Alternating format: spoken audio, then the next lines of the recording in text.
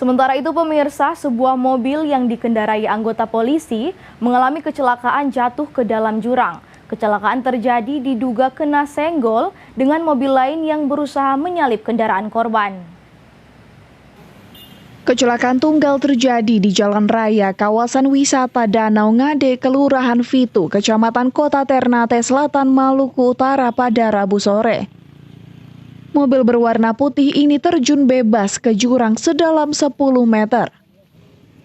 Kejadian bermula saat pengemudi mobil Muhammad Fadli Arisandi yang juga merupakan anggota polisi Polda Malut ini melaju dari arah selatan ke utara.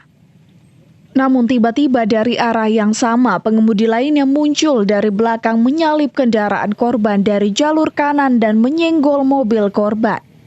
Karena kondisi jalan menurun serta licin usai hujan, korban tak mampu mengendalikan mobil saat membanting setir ke arah kiri dan menghantam pembatas jalan hingga terjun ke jurang.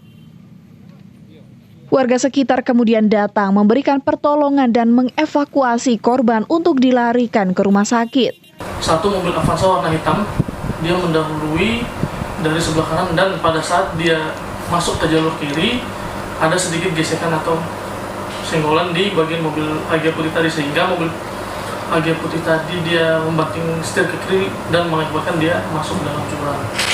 Untuk kondisi korbannya setelah dicek di Rumah Sakit Bayangkara Ternate, untuk korban mengalami luka-luka memar dan lecet di bagian tangan, kepala, dan bagian kaki. Seperti kita ketahui, itu anggota Polri yang saat ini bertugas di Polda Malut.